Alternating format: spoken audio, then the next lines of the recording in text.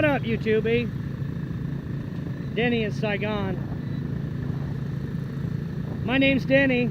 I'm an American, but I live in Ho Chi Minh City, Vietnam. I'm on my way to teach again. I'm a teacher. I teach preschool. And I'm going to teach for about 2.5 hours, and then I'm going to take a break, and then I'm going to teach for another couple hours, and then I'm going to take another break, and then I'm going to teach for another couple hours, and then my day will be done. It's not so bad. I don't mind teaching too much.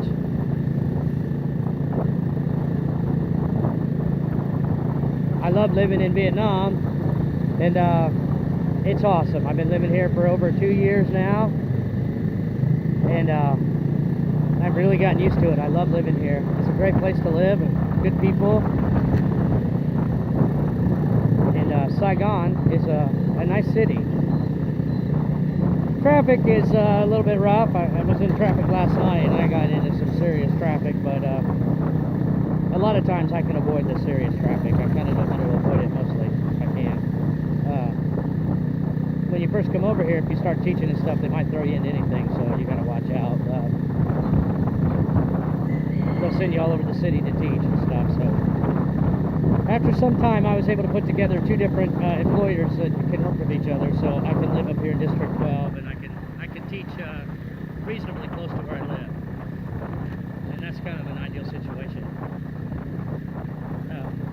I'm considering going back to the USA in the summer.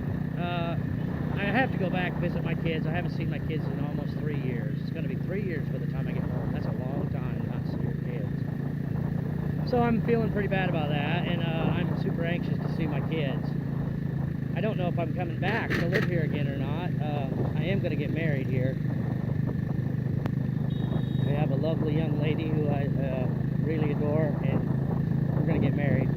And we consider going back to the USA and living or staying here. So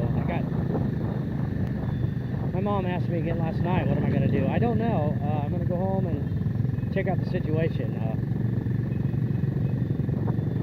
It's not an easy thing to figure out, okay?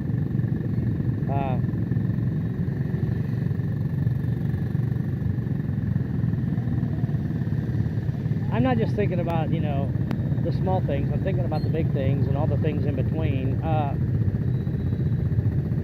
The USA has giant problems. You know, they have big problems in the West, all Western nations, and of course the whole world's got big problems, and I would say climate change is not one of them. Ocasio-Cortez says you're going to lose the environment in 10 or 12 years, and you're more than likely you're going to lose the Republic. I'd say in 10 or 12 years, the Republic is, you'd be lucky to still be here.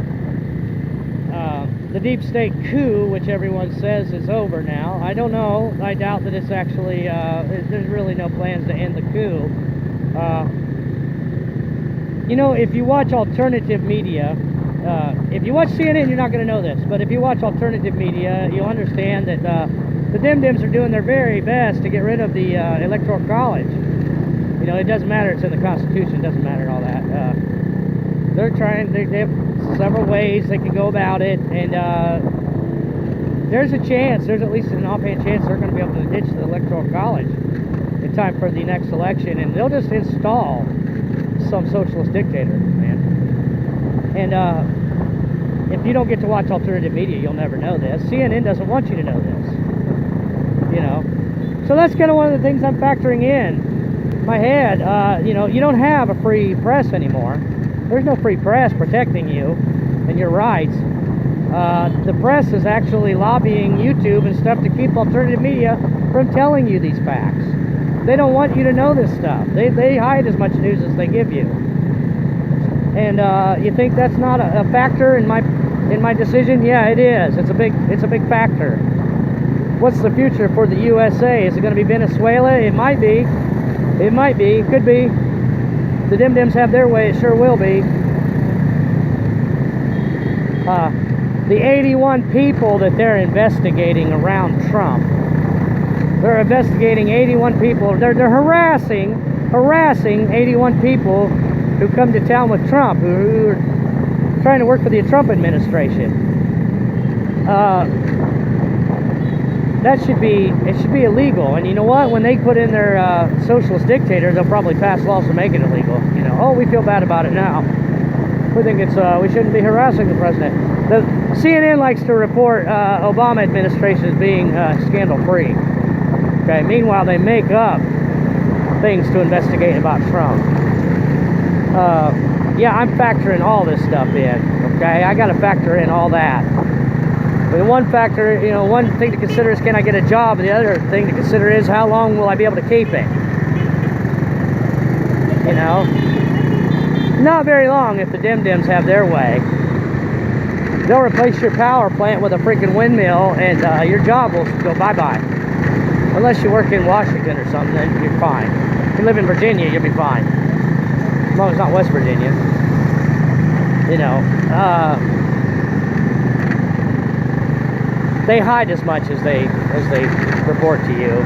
So it's real important that people are watching alternative media and not watching CNN and MSN and all this crap. And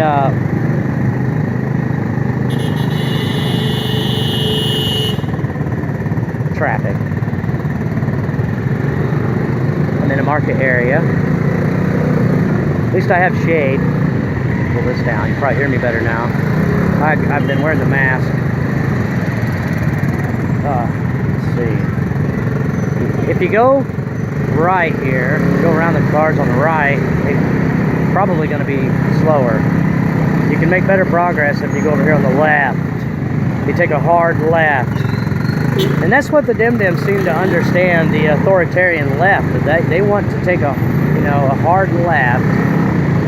And they don't have time for, you know, laws and rules and democracy and all this stuff. They just want to establish maximum rule.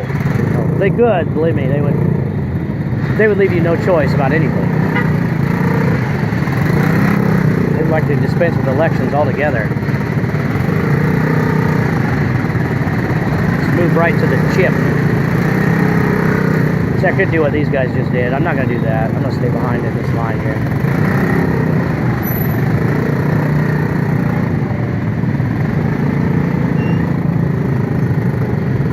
I really don't like being on a motorbike and heading straight into a vehicle. Ever. I don't like that. Ever. But sometimes you find yourself in that situation here. You know, it'd be easy to come home and live, and where I'm from, there's no traffic, nothing like this. Get a job working in a factory somewhere, or doing something somewhere.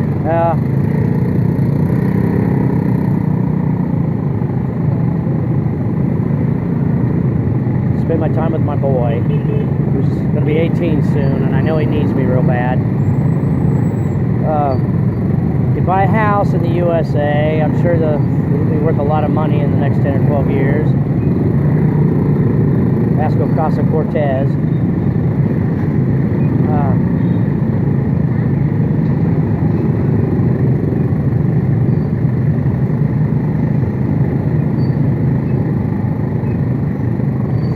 There's a lot of things to consider about the USA, you know, if you want to go live there. And a lot of this stuff is real hard to explain to my girlfriend. How do I explain to her, you know, about the banksters, and how do I explain about the CFR, you know, and the deep state? And I don't care if you call it deep state or just a bureaucracy, whatever. These guys, I mean, it's unelected people who are deciding that they're going to undermine the president of the United States.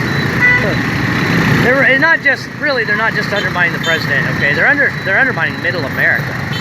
This whole war is against Middle America. Middle America is who elected Trump.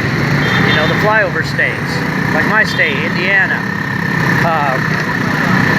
The people on the coast, you know, they're all claiming lefties, a lot of them. The people out in California, you know, even the people who work and stuff and have businesses, they're claiming lefties. I guess the truckers in SoCal and all these big money makers and stuff, you know, Hell, they gotta love the environmental laws and stuff out there. They gotta love it. I mean, surely they support all that stuff. They can't wait to pay more, you know. They can't wait to get paid so that they can give it back to the state. So the state can squander it, basically, is what they do. California, man, that's an example of the whole country right there. The whole entire country be just like that. Sanctuary cities and all. That place is a disaster. People in Indiana don't want to live like they do in California. People in Nebraska don't want to live like that. People in South Dakota. People in Oklahoma. People don't want to live like that.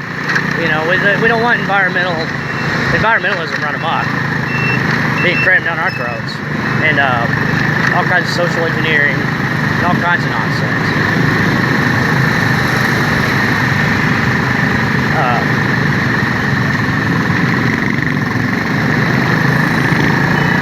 Forcing people to put in plastic lawns.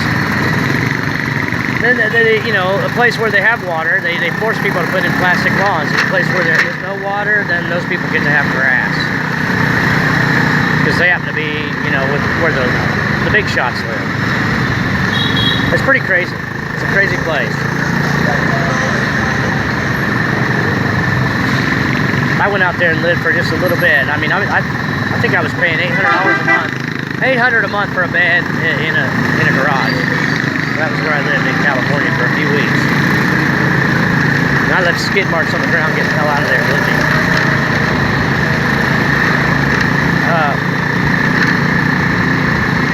Not exactly sure if I want to live in the USA and watch it turn into California slowly. Oh my gosh.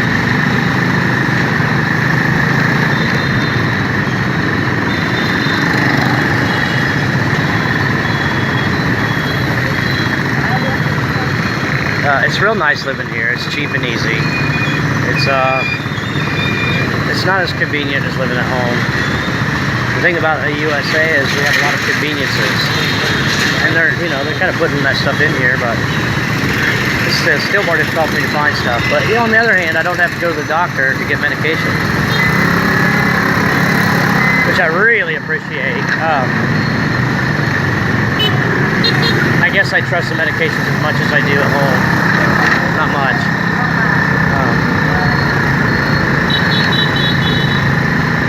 There's just so many things to consider, right? Here or there, here or there. My brother just had heart surgery, and he's going to be fine.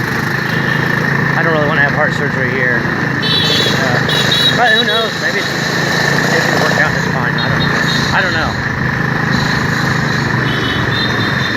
See, this is like my school right here, only it's on the other side of the block.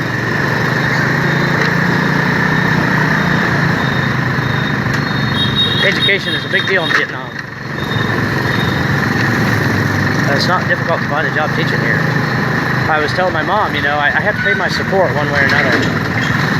That's a real important thing, that I pay my support. And here, it's easy to pay my support and send my kids money extra beyond that, because it's cheap to live here, you know, super cheap. The motorbike costs nothing, the room is real cheap. But if I go home, it's not going to be cheap. If I go home, it's going to be expensive, and I may have a shit job. I may not make much money. I may have to work 2 jobs or something. And then, you know, if you do the budget, it's going to be real hard to pay my support, and it's going to be real hard to give my kids extra money, unless I'm doing real well. I think I told you this story one time. You know, I lived above my brother's shop, and my first full month, man, the city sent me a water bill for $1,000, man. $1,000. Because my toilet was running. I mean, it was a little tiny trickle, and I did shut it off. Just a couple times I forgot. You know, it was like I wasn't expecting a $1,000 water bill right off the bat. And that's kind of crap that you got to put up with in the West. And I'm not so sure I want to put up with that. It's difficult as hell to live there sometimes. And with the weather and everything else, it may suck. Maybe easier to live here. Of course, it will be easier to live here, probably. I don't know what's going to happen here either. I don't know about the future of Vietnam. I don't know what they're going to do. It's their country, and I don't know anything about the politics here, and I don't know anything about the future of it. I assume it's going to be good. I know they're good people here. But yeah, I don't know what the future holds. My crystal balls will only tell me so much.